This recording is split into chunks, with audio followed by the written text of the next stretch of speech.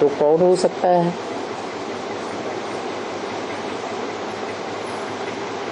वो चैतन्य आत्मा,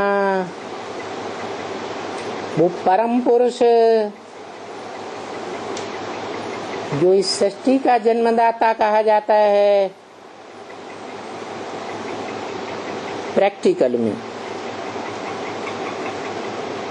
जो सारी मनुष्य सृष्टि का एक ही बीज है। माता तो बाद में रची जाती है। वो कौन है?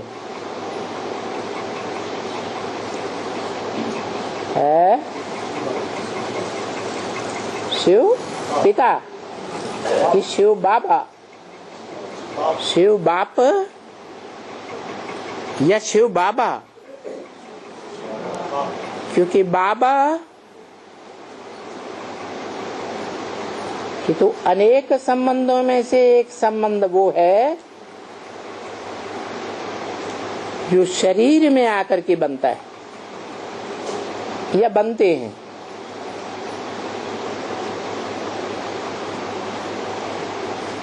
उसे कहा जाता है अनेक संबंधों में से एक संबंध बाबा या ग्रैंडफादर।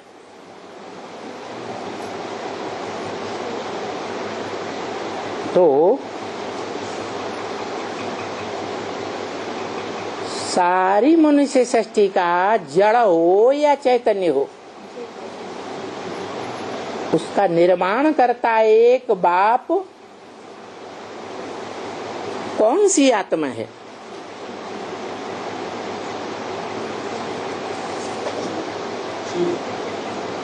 शिव, जिसकी बिंदी का ही नाम शिव है। उसको अपना शरीर होता ही नहीं। वो शिव आत्मा है, आत्माओं का ही बाप होगा। है कि देहधारी मनुष्यों का बाप होगा? आत्माओं का ही बाप है। तो आत्माओं का बाप है, देहधारी मनुष्यों का बाप नहीं है। तो आत्मा को ही जन्म देगा या देहधारी मनुष्यों को भी जन्म देगा? क्योंकि देहधारी मनुष्य दो रूप से बने। कोई भी प्राणी है उसमें आत्मा भी चाहिए और पांच तत्वों का, जड़ तत्वों का पुतला भी चाहिए। कुम्हार है,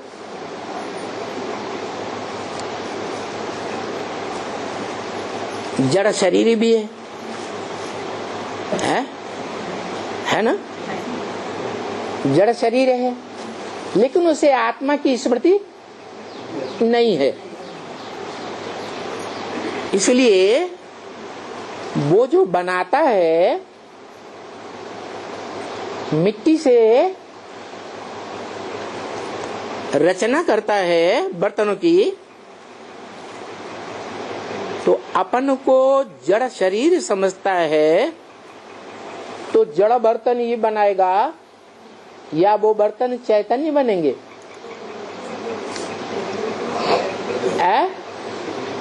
क्या बनाएगा? जड़ बर्तन ही बनाएगा।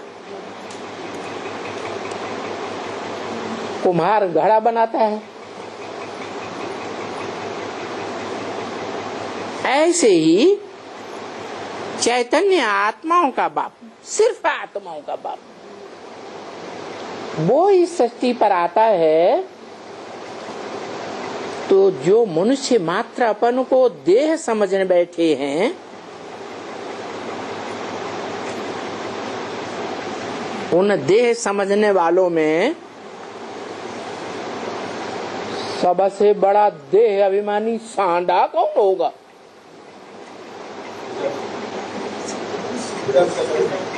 प्रजापिता।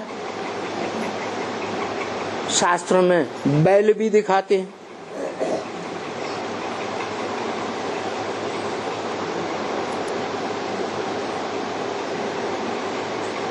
इस दुनिया की जो बड़े बड़े देह अहंकारी हैं, जिन्होंने एटम बम बनाए रखे हैं देह अहंकार में आकर के, कि हम सारी दुनिया को भस्म कर देंगे। उनका भी क्या, कौन है वो? उनका भी बाप है।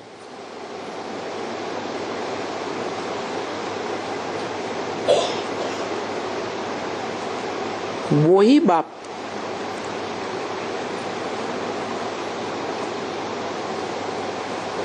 अपन को टोटल देह समझता है, टोटल देह अहंकारी।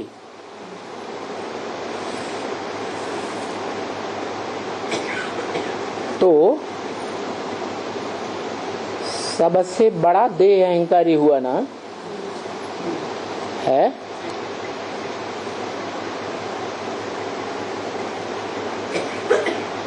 उसकी कोई यादगार बनाई जाती होगी। है?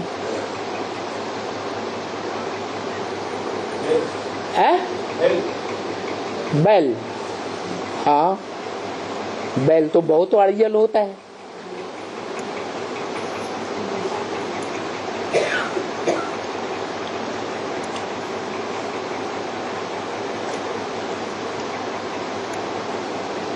लेकिन अड़ियल या पोलाइट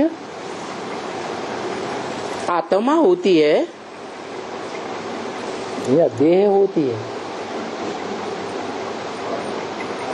हा?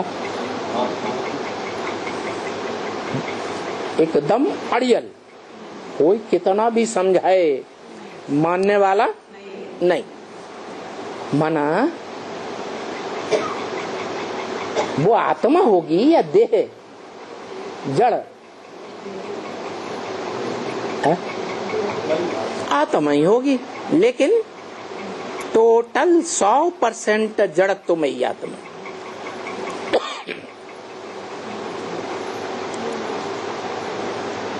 इसलिए साबित होता है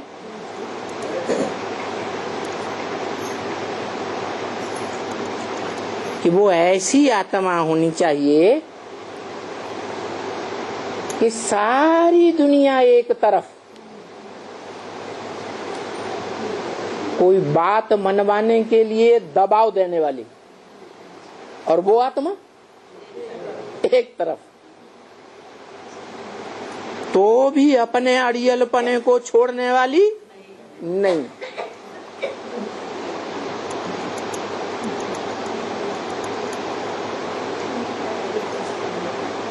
उसका मिसाल बैल से दिया गया।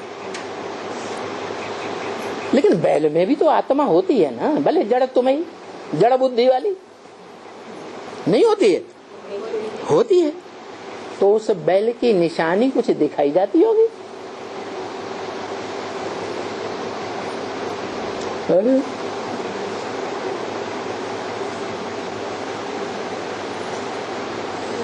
नहीं, निशानी कुछ नहीं दिखाई जाती। अरे दिखाई जाती है। बैल के कंधे पर जो शिवलिंग रखा हुआ है वो बैल के ऊपर होता है या नहीं होता है? है? होता है।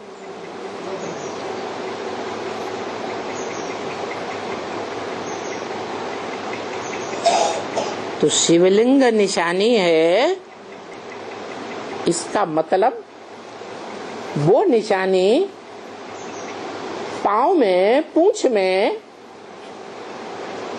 नहीं दिखाई जाती। कहाँ दिखाई जाती? कंधों पर। माने उसके कंधे पर कोई जिम्मेवारी रखी गई होगी, तब तो यादगार बना है बैल। क्या जिम्मेवारी?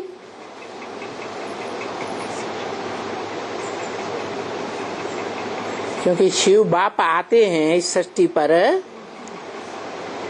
तो विरुद्ध लेकर के आते हैं कि मैं तुम बच्चों को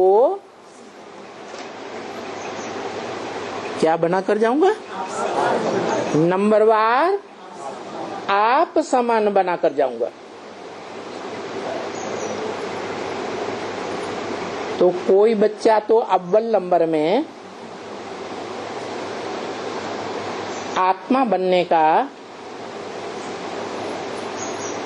निरंतर आत्मा,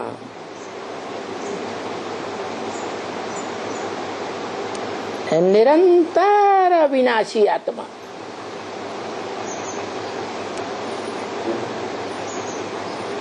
ऐसी प्रैक्टिस में कोई समय का अंतर न पड़े।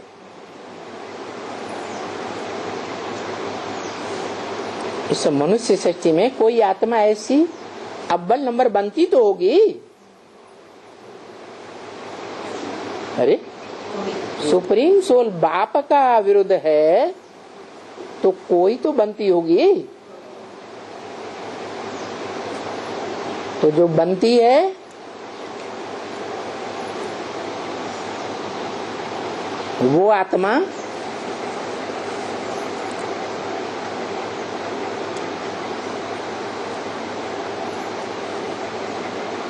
कौन सी हो सकती है?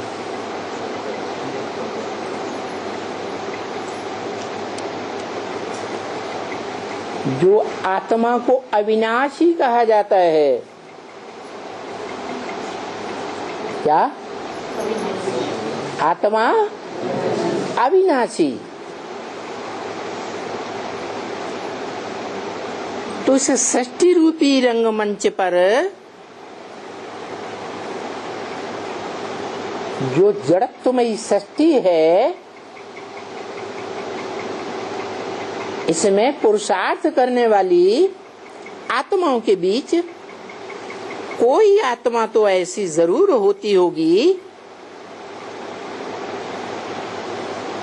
जो बाप का विरुद्ध पूरी करे, आत्मिक स्थिति में रहने का।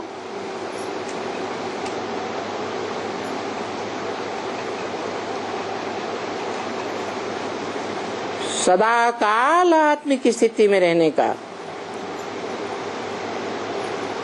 विरुद्ध पूरा करे। आत्मा आत्मिक स्थिति से इस रंगमंच पर जब तक बाप ना आ जाए आत्माओं का, तब तक कैसी स्थिति में रहे? आत्मिक स्थिति में रहे।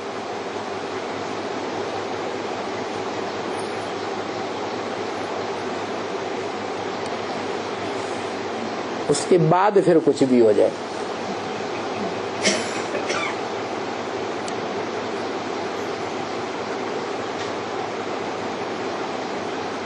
क्योंकि बाप आया हुआ है।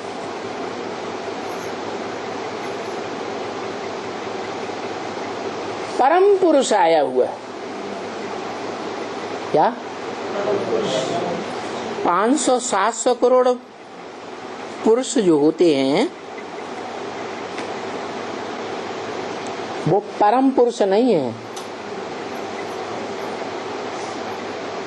चाहे इब्राहिम, बुद्ध, क्राइस्ट कोई भी हो,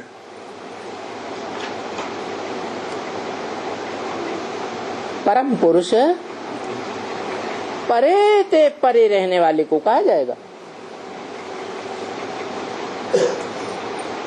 पार ब्रह्म परमेश्वर। क्या?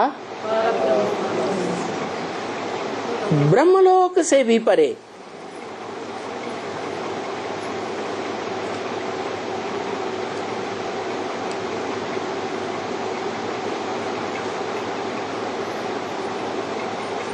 कहां से परे? ब्रह्मलोक से भी परे।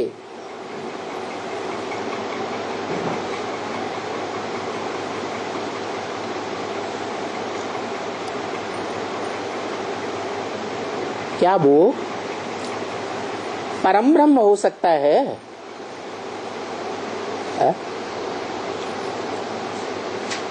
परम ब्रह्मा जिसे कहा गया वो हो सकता है? हो सकता है, वो ब्रह्मा हो सकता है?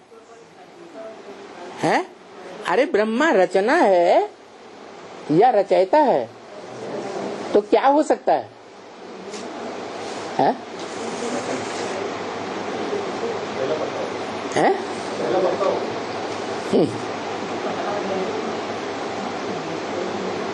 500 करोड़ बच्चे, 700 करोड़ बच्चे तो उसके बच्चे हैं।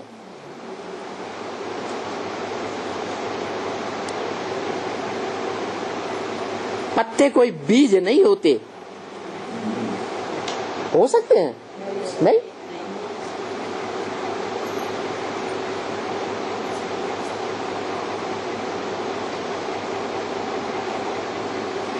बीज में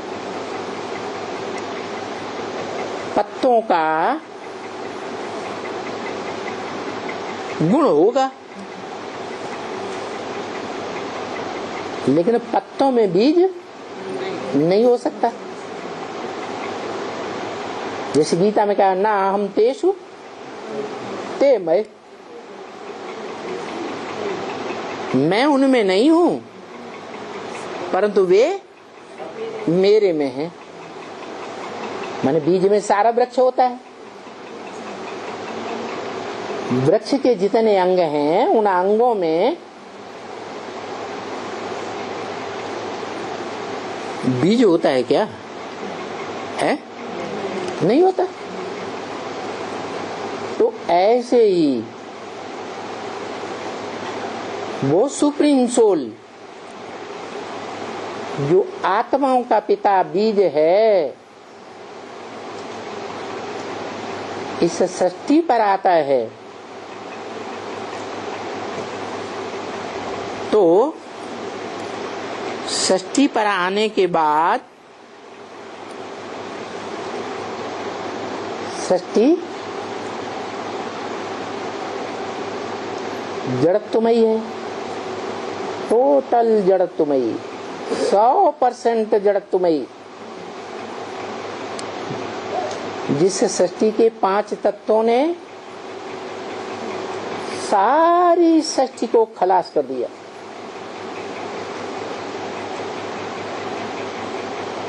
परंतु जिसमें वो आता है कौन?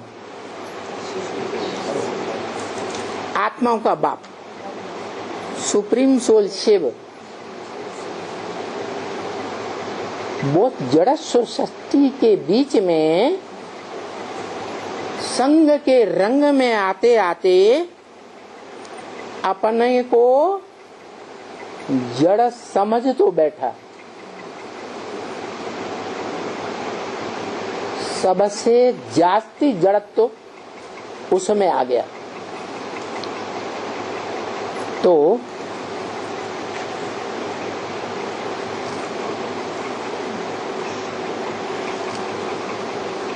वो जड़त्व में स्वरूप का सेकंड कौन सा होता है? जो टोटल 100% जड़त्वमय बन जाता है?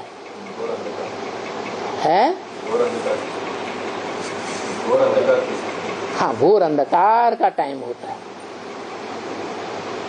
ऐसा घोर अंधकार कि इस मनुष्य सृष्टि में कोई भी प्राणी, कैसा भी तीक्ष्ण बुद्धि मनुष्य हो, वो भी काहे में आ जाता? घोर अज्ञान के अंधकार में आ जाता, डूबने वाला होता है। वो सेकंड में कितना समय लगता है? वो सेकंड आने ही वाला होता है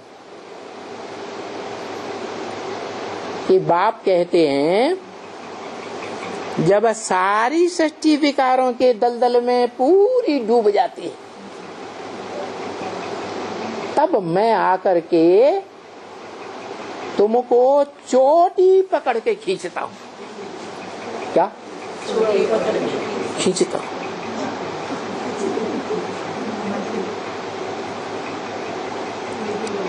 तो जिसको चोटी पकड़ के खींचता है भक्ति मार्ग में तो भगवान के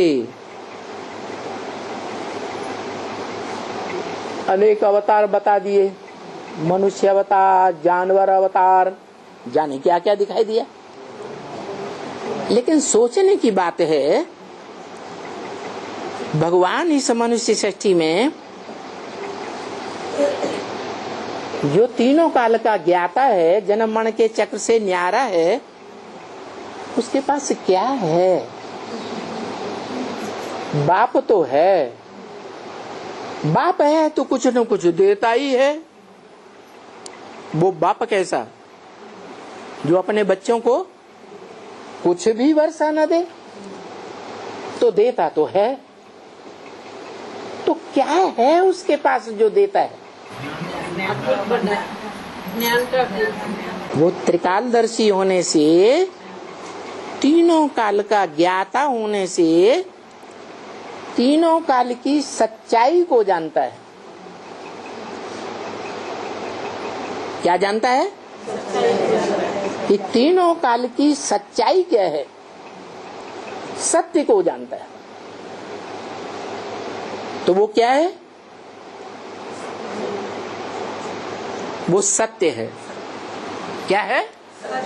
सत्यम शिवम सुंदरम। वो सत्य जो अंग्रेजों में भी आज गाया तो जाता है, सत्यम शिवम सुंदरम हिंदुओं में भी गाया तो जाता है। अंग्रेज लोग कहते हैं God is truth, truth is God. माना जो 100% सच्चाई जानता हो वो ही गॉड है। क्या 100% सच्चाई में कोई भी परसेंटेज झूठ का न हो, ऐसा सत्य का ज्ञाता तो त्रिकालदर्शी है, तो वो जानता ही होगा।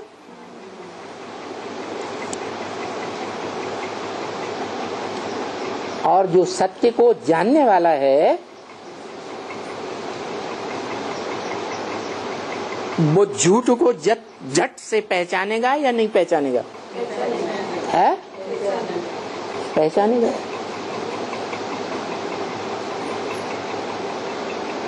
मना झूठ को भी जानता है और सत्य को भी जानता है। तो इस सृष्टि पर जब आता है तो क्या सोच समझ करके आकर्षित होता है, जो ऊपर से नीचे आ जाता है।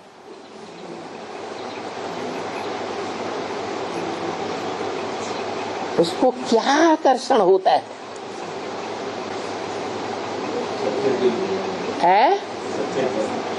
हाँ, इस सत्य रूपी रंगमंच पर त्रिकालदर्शी होने के कारण वो जानता है कि कौन सा मनुष्य शरीर रूपी रथ है जो भले टोटल अज्ञान अंधकार रूपी अंधेरे में डूबने ही वाला है, अंश मात्र चोट ही बची है।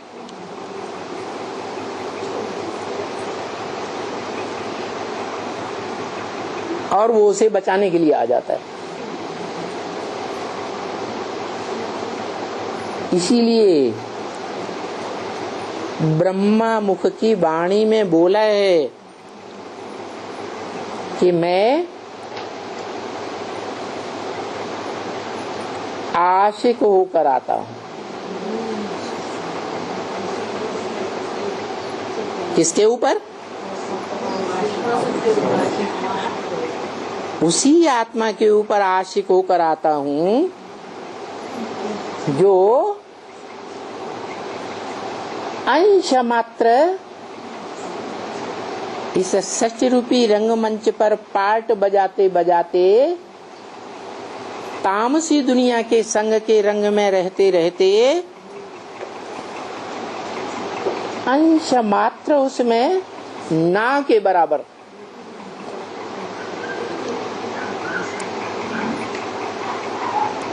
चैतन्यता रहती है,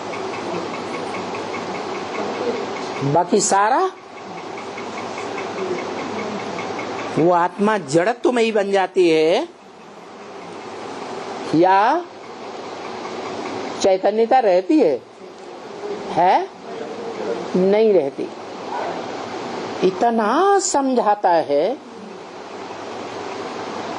अभी समझाते समझाते कितना वर्ष हुआ होगा, ब्राह्मणों को तो पता होगा जो ब्रह्मा की औलाद है, प्रैक्टिकल में कितना टाइम हुआ है? 80 साल होने जा रहे।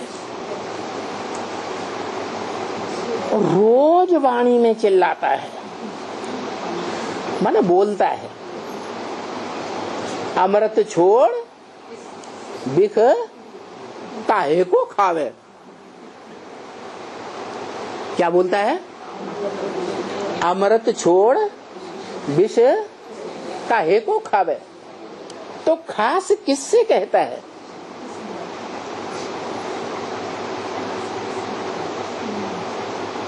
ऐसे तो दुनिया के जितने भी बाप हुए हिस्ट्री में, सभी अपने बड़े बच्चे को बड़ी हिदायतें देते हैं,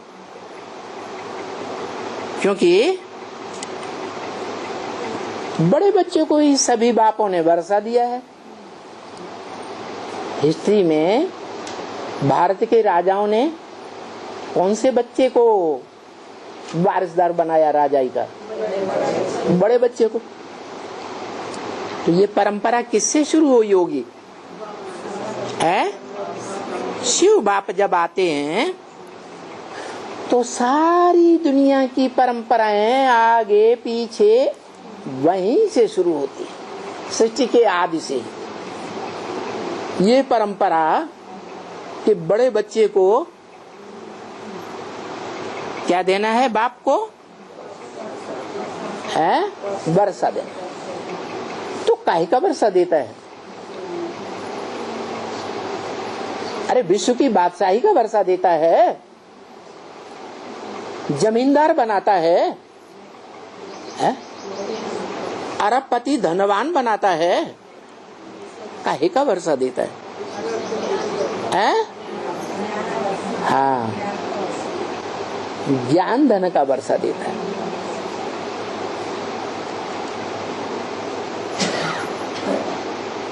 जो बड़ा बच्चा है,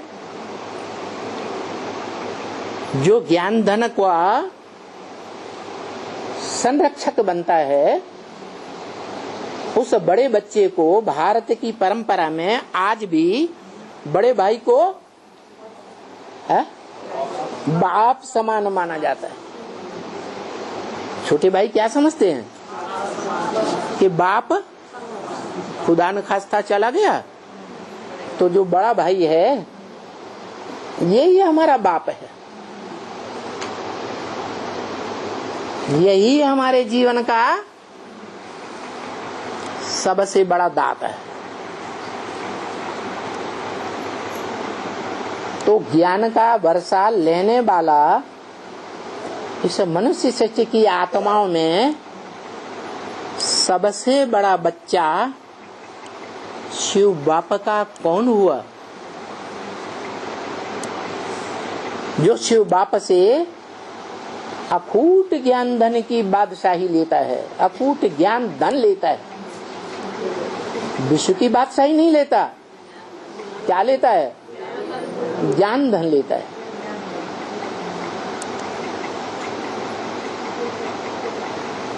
बच्चा जन्मता है, बड़ा होता है, माँ बाप से दुनिया की जानकारी लेता है, या पहले पहले जन्मते ही बाप से बाप की प्रॉपर्टी ले लेता है? पहले क्या लेता है? जानकारी लेता है। तो शिव बाप भी जब इस षष्ठी पर आते हैं तो उस बड़े बच्चे को क्या देते हैं? ज्ञान धन देते हैं, अकूट ज्ञान धन का वर्षा।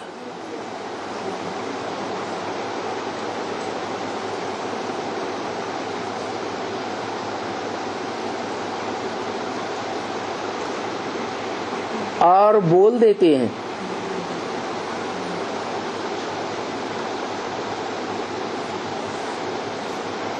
कि तुम जो मेरा खास डायरेक्शन है, अमृत छोड़ बिख काहे को खावे। यज्ञ के आदि से ही ये डायरेक्शन है या नहीं है? है। और वो बड़ा बच्चा अड़ियल सड़ियल बैल जैसा मानता है या नहीं मानता? मानता है? मानता है। बाप की उस बात को मानने में फेल होता है या पास होता है? बताओ, फेल होता है या पास होता है? पास होता है।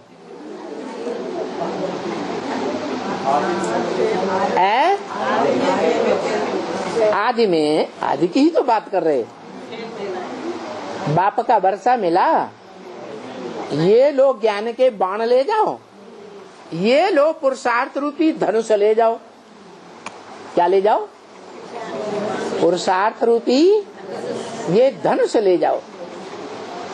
ये धनुष, शरीर रूपी धनुष ऐसा तुमको दिया, इसको जितना लचीला बना करके चलाना चाहो उतना लचीला बनेगा।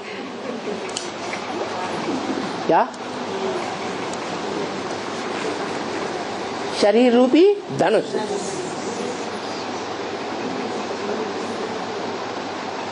जो धनुष शास्त्रों में गाया हुआ है, शंकर चाप जहाज, चाप माने धनुष, शंकर चाप जहाज, पानी का जहाज होता है ना, जेही चढ़ी उतरे पार नर, संसार सागर के पार निकल जाएंगे। जो ये संसार विषय सागर है, इस विषय सागर को क्रॉस करके अमृत सागर, जिसे स्वर्ग कहा जाता है, वहां चले जाएंगे। शंकर चाप जहाज जेही चढ़ी उतरहि पार नर, बाकी बूढ़ी सकल संसार। क्या? बाकी जो भी हैं उस चाप का, उस जहाज का सहारा नहीं लेते हैं, डूब मरेंगे। काहे में? विषय सागर। माना इस मनुष्य सृष्टि में जो मन वाले मनुष्य हैं, मनुष्य क्यों कहा जाता है? मननात् मनुष्य। जो मन वाले मनुष्य हैं, जानवर तो मन बुद्धि होती ही नहीं, न कीड़े मकोड़े। तो जो मनुष्य हैं वो मनन चिंतन मंथन करके इस जहाज को पहचान लेते हैं। पहचान करके अच्छी तरह से पहचान लेते हैं कि इसका सहारा लेंगे, इसका आधार ले लेंगे तो इस पर चढ़ करके हम पार उतर। ये अच्छी तरह से महामृत्यु के समय सारी सृष्टि का जब टोटल विनाश होता है तब तक समझ ही जाते हैं, और समझ जाने के बाद पुरुषार्थ करेंगे या नहीं करेंगे? पुरुषार्थ के लिए कौन सा मंत्र दिया है? महामंत्र मन मना भव। किसने कहा? ये मत मना भव, मेरे मन में समा जा, ये किसने कहा है? कौन सी आत्मा ने कहा है?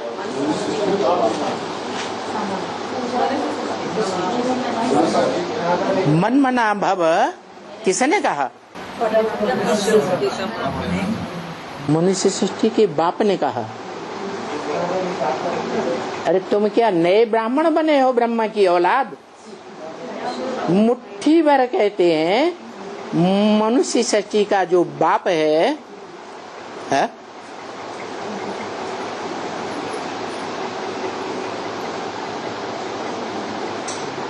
वो कहता है मेरे मन में समा जा। अरे ढेर के ढेर ब्रह्मा कुमार हैं, ब्रह्मा की औलाद ब्राह्मण। देश देशांतर में हजारों के संस्थाएं खुली हुई हैं, उनमें से तो कोई नहीं कहता क्या है? क्या नहीं कहता है? कि मनुष्य सृष्टि का जो बाप है वो आत्मा कहती है क्या? मेरे मन में समा जा। अच्छा, वो ब्राह्मण क्या कहते हैं? कौन सी आत्मा कहती है मेरे मन में समा जा? है? वो ब्राह्मण क्या कहते हैं? वो शिव के लिए कहते हैं, आत्माओं के लिए, बाप के लिए कहते हैं। तो उन ब्राह्मणों से पूछना चाहिए कि आत्माओं के बाप को मन है? मन को तो राजयोग के द्वारा कंट्रोल करना है कि नहीं है? मन तो बड़ा चंचल है, हर मनुष्य मात्र का मन चंचल है। चंचल होने के कारण ही मनुष्य व्यभिचारी बना। व्यभिचारी क्यों बना? मन चंचल है, एक में टिकता नहीं। क्या टिकता है? देव आत्माओं का मन तो एक ज्योति बिंदु आत्मा में टिकता है, लेकिन मनुष्यों का मन टिकता ही नहीं। तो जो मनुष्यों की औलाद हैं, चाहे ऋषि मुनि हो, चाहे कोई श्रेष्ठ ब्राह्मण मनुष्य हो, विद्वान आचार्य हो, धर्म पिताएं हो, उनके फॉलोअर्स हो, सबका मन चंचल है। चंचल होने के कारण उनका मन एक में एकाग्र होकर नहीं रहता। उन्हें दूसरी चाहिए, तीसरी चाहिए, चौथी चाहिए। पुरुषों को भी चाहिए, फिर स्त्रियों को भी चाहिए। ऐसा चंचल हो जाता है।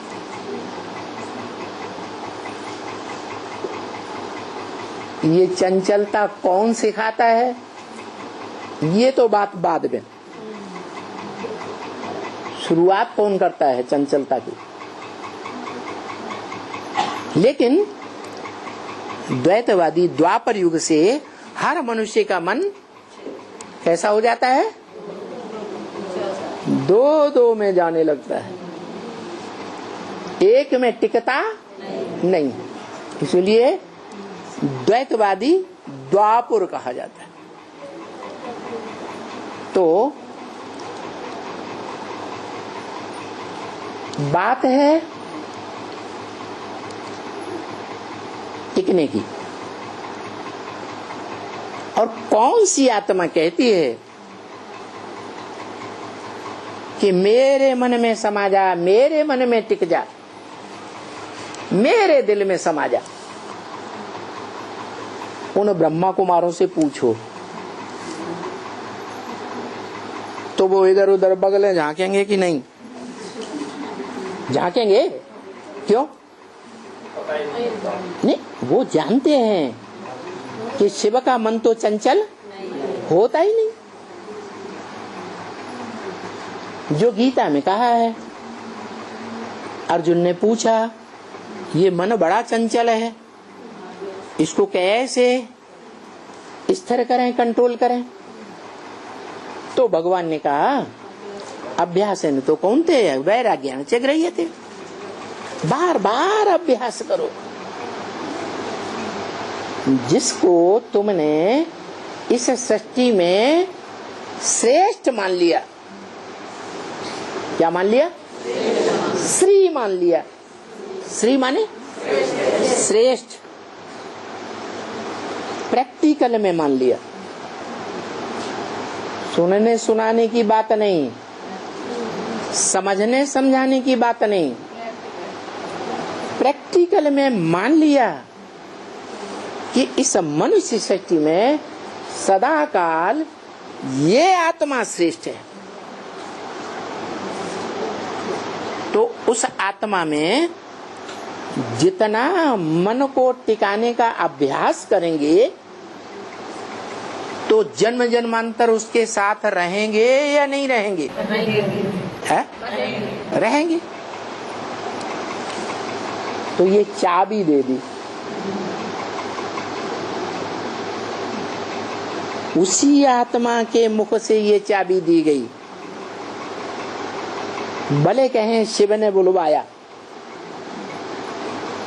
क्योंकि शिव बाप कहते हैं ये ब्रह्मा बीच में इंटरफियर करके बोलता है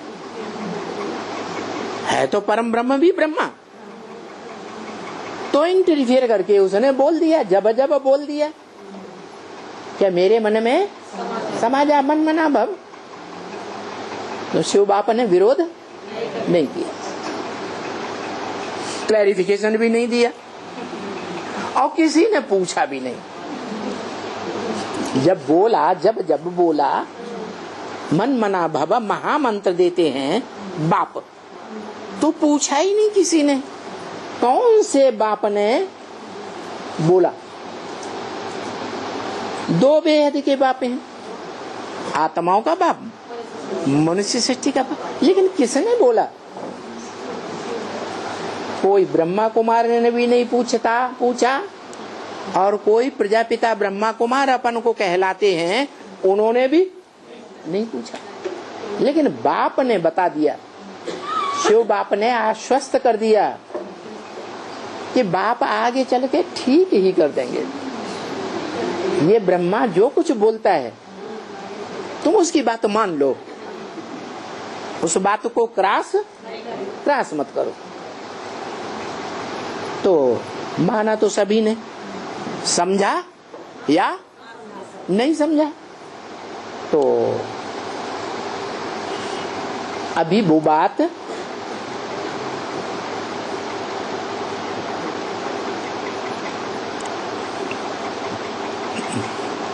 शिव बाप के रूप में, गुप्त रूप में बीज डाला सृष्टि वो यज्ञ के आदि में।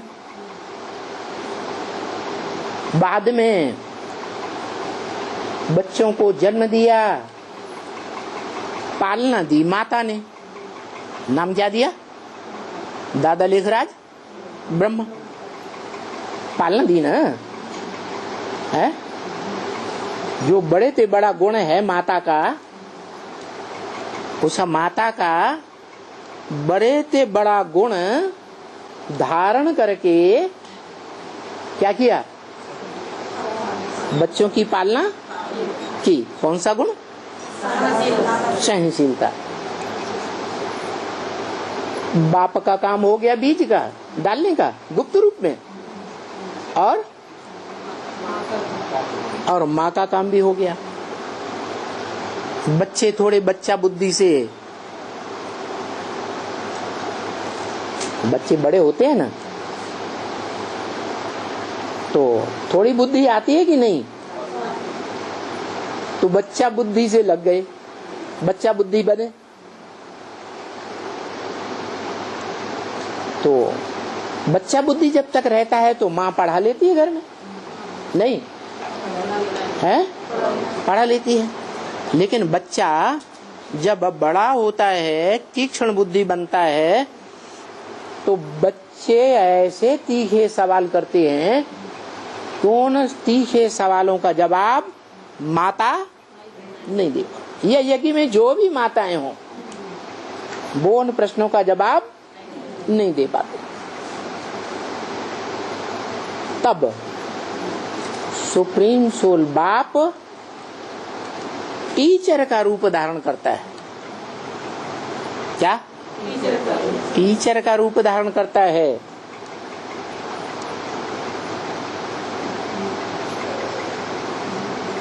बाप जिस परम ब्रह्म में पहला ब्रह्मा में आया उस समय एज क्या थी?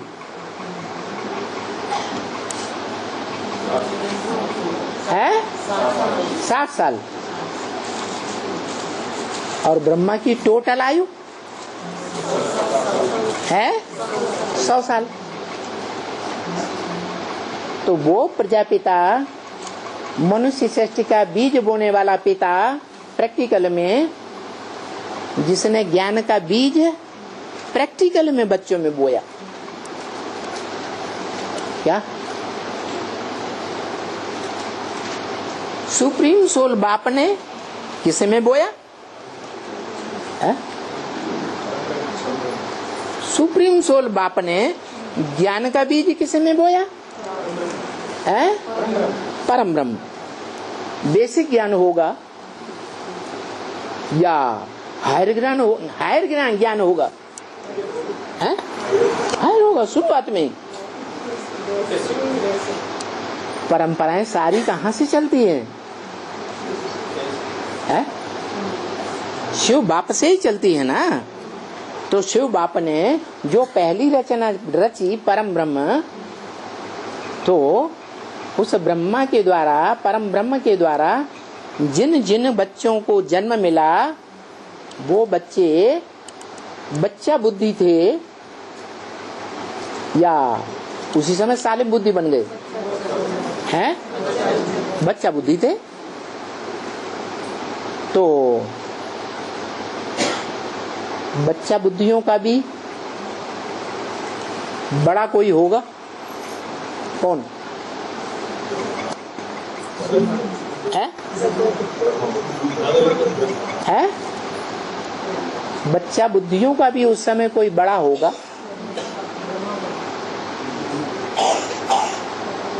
है? अच्छा, वो बच्चा बुद्धियों का बड़ा था।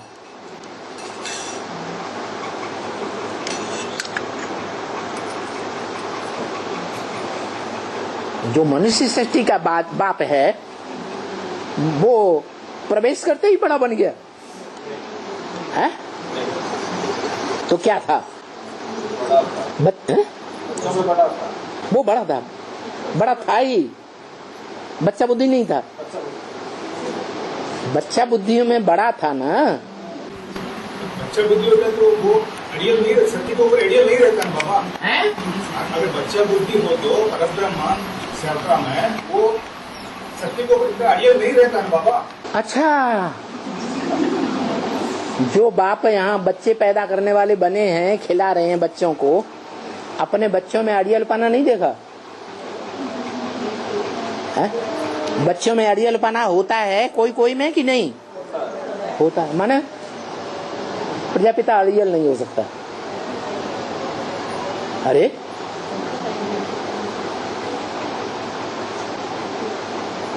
अड़ियल हो सकता है या नहीं हो सकता है? हाँ, वो सबका बाप है। मनुष्य सृष्टि में जो भी मनुष्य आत्माएं हैं सबके संस्कारों का क्या है? सबके गुणों का बाप है। तो जब सबके गुणों का बाप है और सबके अवगुणों का भी बाप है, सबके अच्छे संस्कारों का भी बाप है और सबके बुरे संस्कारों का भी बाप है, तो बच्चा बुद्धियों का बाप नहीं है? बच्चा बुद्धियों का बाप है।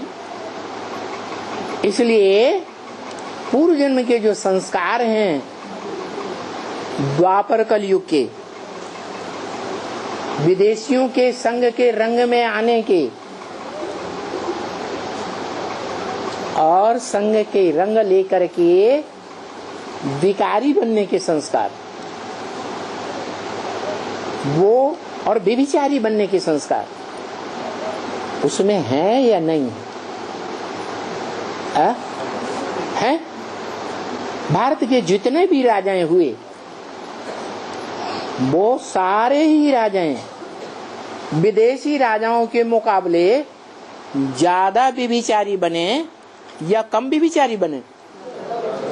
और उनका बाप है? बाप होगा या नहीं होगा? वो सबसे जास्ती भिखारी बना। तो अंतिम जन्म में भी जब शिव बाप प्रवेश करते हैं तो उसको नाक पकड़ के चलाते हैं या सिर्फ ज्ञान देते हैं? सिर्फ ज्ञान देते हैं या नाक में नकेल डालते हैं? नकेल डालते हैं। अरे ये एक भी ऊंचे से ऊंचा सिद्धांत भी है ना, एक क्या, स्वतंत्र रहो स्वतंत्र रहने दो। इस ज्ञान को इस सृष्टि में मानने वाले नंबरवार होंगे या नहीं होंगे? जैसे भारत के राजाएं मोस्टली देखे गए कि स्वतंत्र राजा ही करो और दूसरों को भी स्वतंत्र राजा बने रहने दो। भारत ने नेपाल पर कभी आक्रमण नहीं किया, भूटान पे आक्रमण नहीं किया, लंका पर कभी आक्रमण नहीं किया। छोटे छोटे राजाएं भल रहे लेकिन राजाओं ने एक दूसरे के ऊपर आक्रमण नहीं किया। ये किसने सिखाया? कब से सिखाया? परंपरा कब से पड़ी है? संगम युग में परंपरा ये डालने वाला स्वतंत्र रहो स्वतंत्र रहने दो, ये परंपरा कौन सी आत्मा ने डाली है? शिव बाप ने डाली। तो प्रजापिता में वो परंपरा नहीं है, वो परंपरा डाली ना।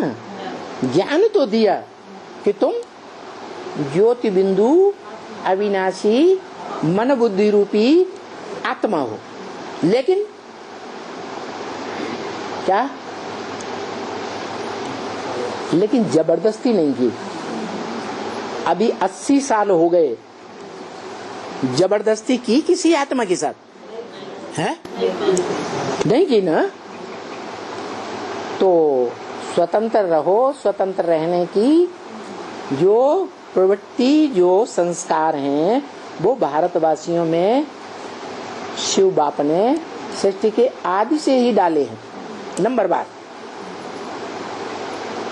तो प्रजापिता ने स्वतंत्र रह करके अपने पूर्व जन्मों के हिसाब के आधार पर, संस्कारों के आधार पर क्या किया?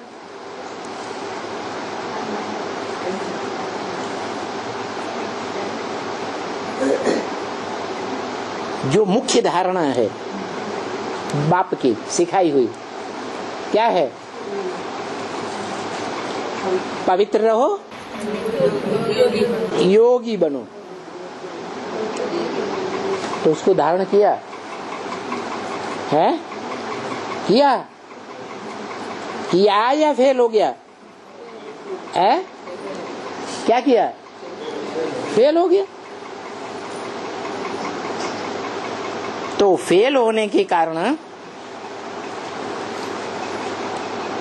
बाप को तो गुस्सा आएगा, हमारा बड़ा बच्चा है जिसके ऊपर हमने इतनी आस रखी, मैं आशिक बनकर के इसके ऊपर आया, इसी का रत लिया और इस रत को मुकर्रर भी बनाया, इसने मेरे को धोखा दे दिया। तो क्या किया है? जाओ इस ब्राह्मण परिवार से बाहर निकल जाओ। क्या क्या बन जाओ? जाओ संसार रूपी जंगल में चले जाओ। कहाँ चले जाओ? संसार रूपी जंगल में चले जाओ। तो कोई यादगार है क्या है? राम तो राजघराने में पैदा हुआ था। लव्य एकलव्य, क्या? चाहे भले जंगल में रहे, कांटों के जंगल में कांटे घाव मारते रहें, दुख देते रहें, लेकिन एक को प्यार करना छोड़ेगा नहीं। तो एकलव्य का टाइटल मिल गया, जाओ ये लो अपने हिस्से के बाण। क्या? तुम बड़े बच्चे हो ना, इसलिए अपने बड़े बच्चे का जो भी तुम्हारा अधिकार है वर्षे का, वो ये लो बाण और ये लो धनुष, पुरुषार्थ रूपी धनुष ले जाओ।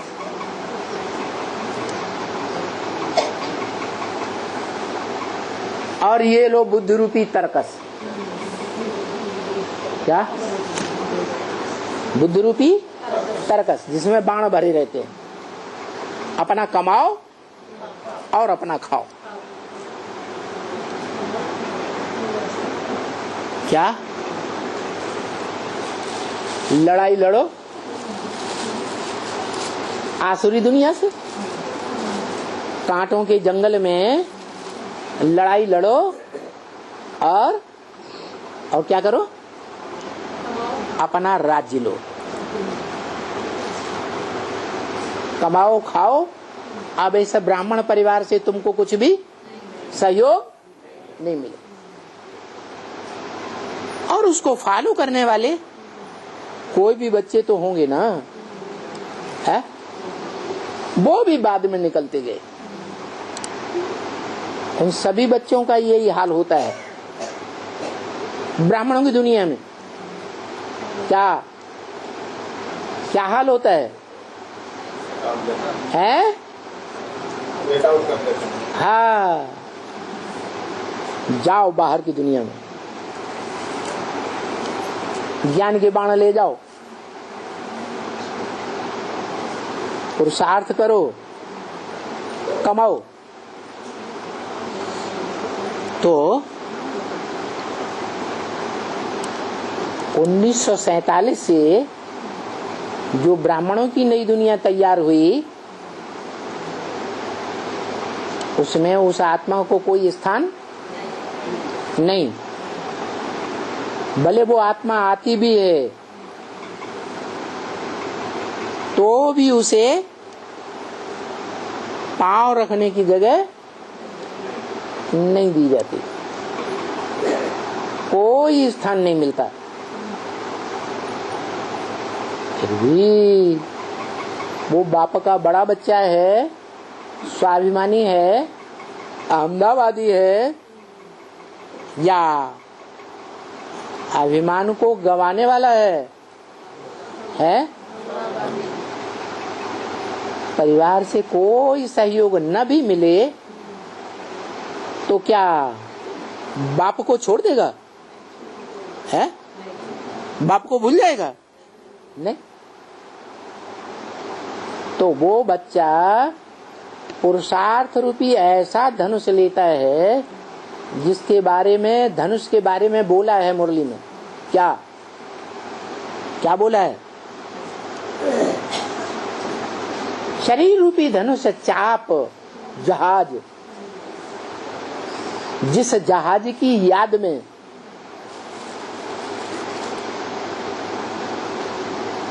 शिव का बड़ा रूप क्या है? लिंग।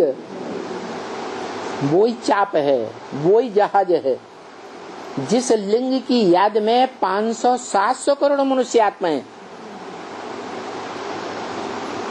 याद में समा जाती है। निराकार को याद करना सहज या साकार को याद करना सहज? 63 जन्म की आदत पड़ी हुई है। साकार को याद करने की, तो आदत छूटती नहीं। कोई भी बेसिक ब्राह्मण से या एडवांस ब्राह्मण से पूछो, अमृत वेले 2-3 घंटे याद में बैठते तो हैं, लेकिन मन बुद्धि निराकार की याद में कितनी टिकती है और साकार देहधारियों की याद में कितनी देर टिकती है? पूछो। अच्छा, अपने से पूछो, पूछो है?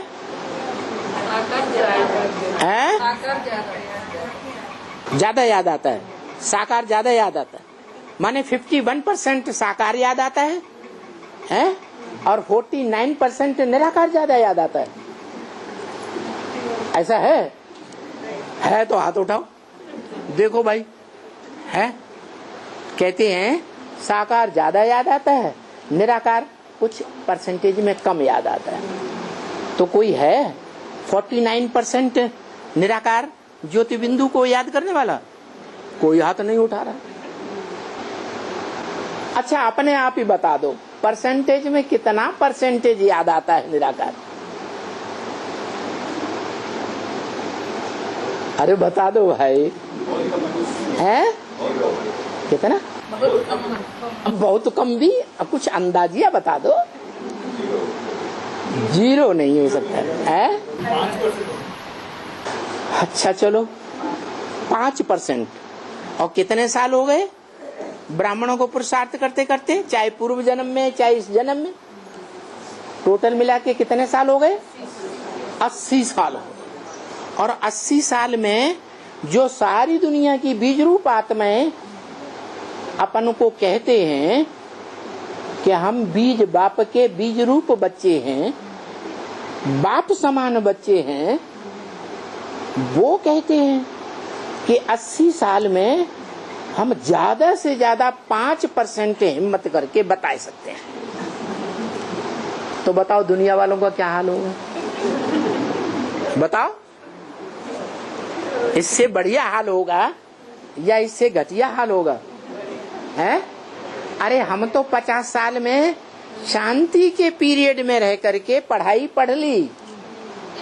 शांति में रह करके पढ़ाई अच्छी होती है, थ्योरी की, प्रैक्टिकल की, या जब अशांति का वातावरण सारी दुनिया में हो जाएगा तब पढ़ाई अच्छी होगी, है? तो हम मुट्ठी भर बच्चों को छोड़ करके जो दुनिया में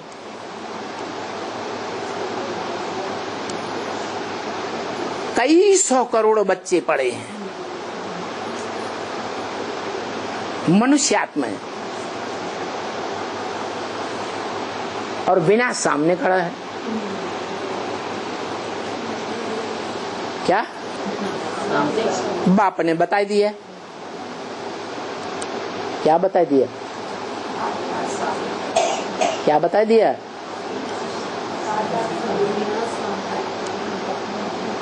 कि मैं प्रत्यक्षता रूपी जन्म कब लेता हूँ, और जब जन्म लेता हूँ, जब मैं प्रत्यक्ष होता हूँ इस सृष्टि में, तो 1 सेकंड में तुम बच्चों की राजधानी स्थापन कर देता हूँ। बोला कि नहीं बोला? दूसरी बात, 1 सेकंड में जनक को जीवन मुक्ति दे देता हूँ। तो बताओ, जिस घोर अज्ञान अंधकार की यादगार महाशिवरात्रि हम मनाते हैं, जिसकी शुरुआत तो 76 से ही हो गई। क्या कोई आत्मा है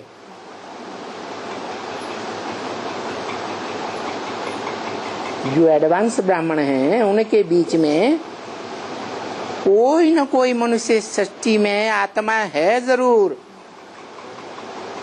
जो बाबा के महावाक्य के अनुसार प्रत्यक्षता रूपी जन्म नारायण का ले चुकी या नहीं है? ले चुकी। और जब से उसने जन्म लिया और कोई अज्ञान अंधकार दूर हुआ हो न हुआ हो, एक अज्ञान अंधकार जरूर दूर हो गया कि मैं इस सच्ची रूपी रंगमंच पर पार्ट बजाने वाली कौन सी आत्मा हूं। ये प्रत्यक्षता रूपी जन्म उस आत्मा को स्वयं के अंदर हुआ होगा या नहीं हुआ होगा। चलो, एक आत्मा के लिए तो तब जबकि बोला 10 वर्ष के अंदर पुरानी दुनिया का, ब्राह्मणों की दुनिया का विनाश, विघटन, और नई दुनिया की, ब्राह्मणों की नई दुनिया के संगठन की शुरुआत हो जाएगी। तो हुआ। उस नए संगठन में बता दिया कि लक्ष्मी नारायण का जन्म होता है और पुरानी दुनिया का, सारी पुरानी ब्राह्मणों की दुनिया का विनाश।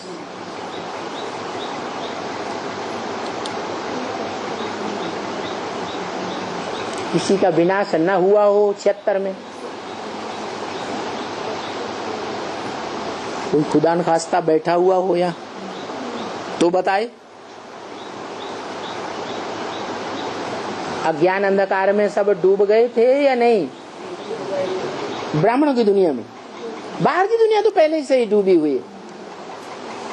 76 में एडवांस ज्ञान में चलने का जो दम भरते हैं वो भी अज्ञान अंधकार में डूबे हुए थे या नहीं डूबे हुए थे? हैं? क्योंकि बाप कहते हैं ब्रह्मा के मुख से कि कोई पार्टधारी आत्मा अपने पार्ट को ही न जाने तो उसे अज्ञान अंधकार में डूबा हुआ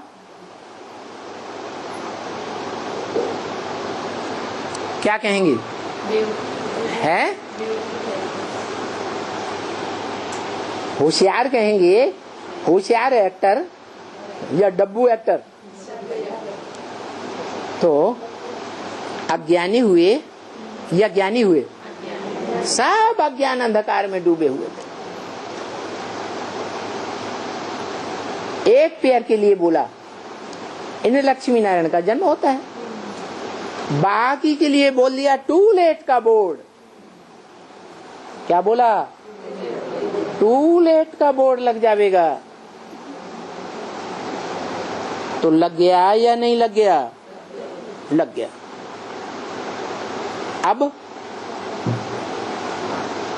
अब वही बाप की वाणी ब्रह्मा मुख से बोली हुई, जिसे शास्त्रों में वेदवाणी कहा गया, ब्रह्मा मुख से निकली हुई वेदवाणी, गीता ज्ञान, उसी गीता ज्ञान में ये बात निकली। क्या? कि तुम बच्चों को, तुम किसे कहा जाता है? डायरेक्ट बाप के बच्चों को कहा जाएगा या दूसरों को कहा जाएगा? सन्मुख बैठने वालों को कहा जाएगा या सन्मुख न होने वालों को कहा जाएगा? सन्मुख होने वाले बच्चों को कहा तुम बच्चों को तमो प्रधान से सतो प्रधान बनने में नंबरवार कम से कम 40 वर्ष और ज्यादा से ज्यादा, हे भगवान, ज्यादा से ज्यादा कितना टाइम लगेगा? 50 वर्ष लगते हैं। तुम बच्चों को, दुनिया को नहीं, इन बच्चों को नहीं, इनकी फॉलोअर्स, इनके फॉलोअर्स को भी नहीं। किनके फॉलोअर्स? ब्रह्मा के फॉलोअर्स को भी नहीं। तुम बच्चों को 40 से 50 वर्ष, उन बच्चों को भी नहीं। उन माने कौन से? उनकी तो बात ही नहीं।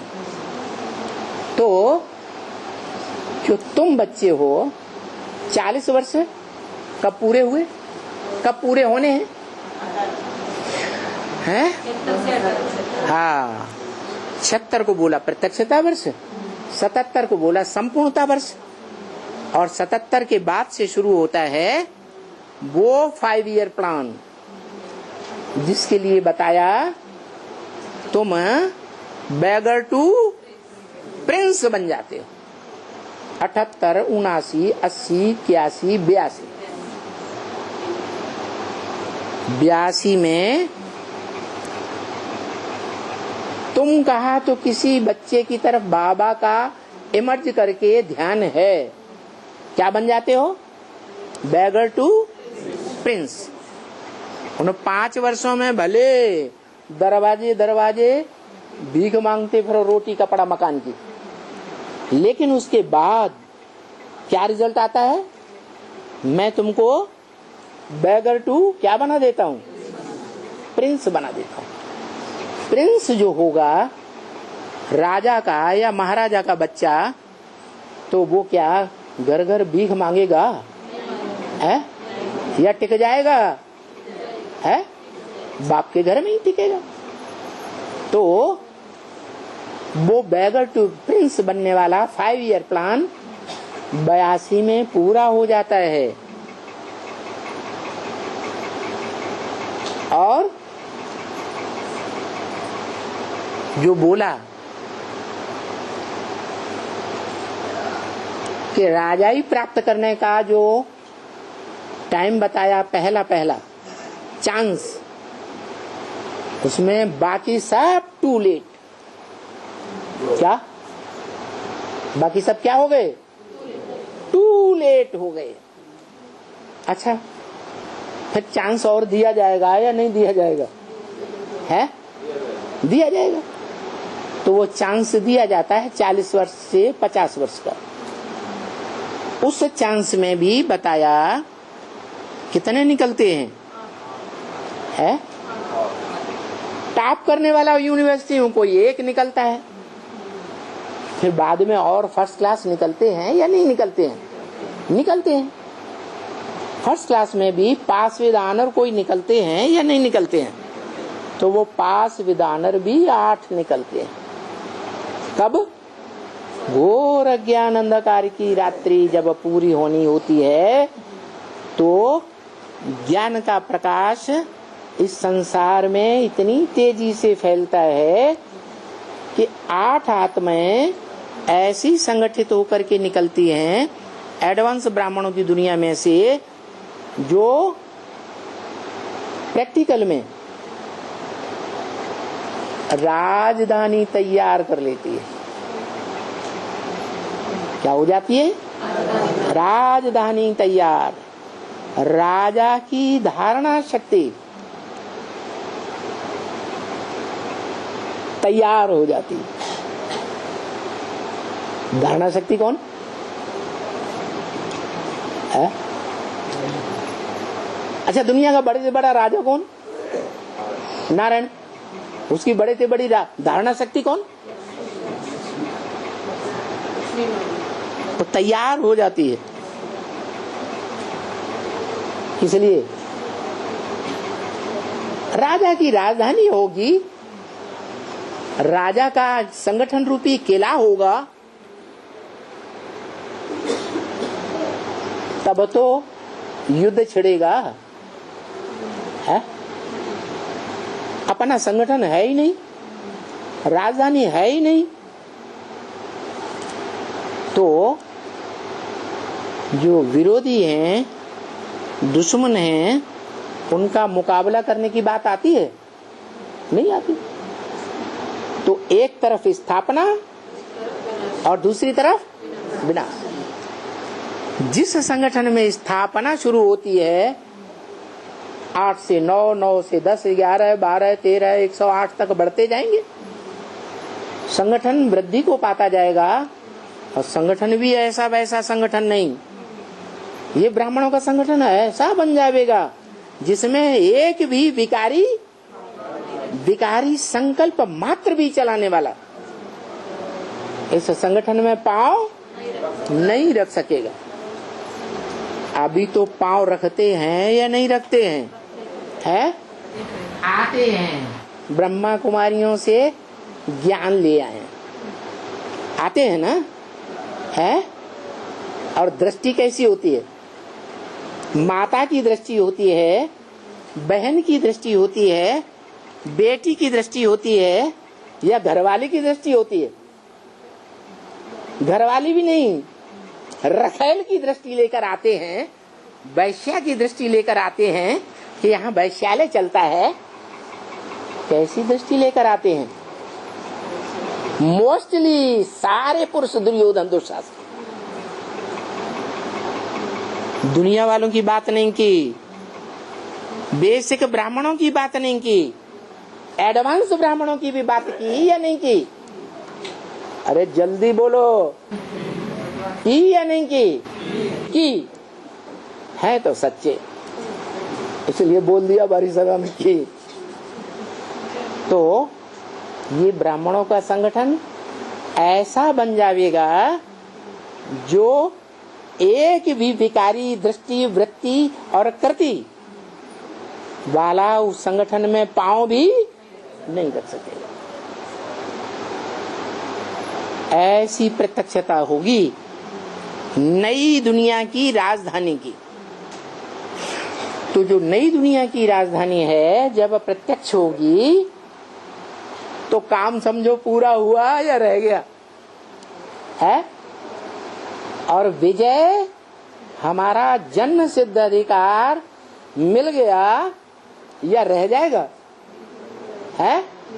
हर आत्मा अनुभव करेगी, उस संगठन में आने वाली क्या अनुभव करेगी है? विजय हमारा जन्म सिद्ध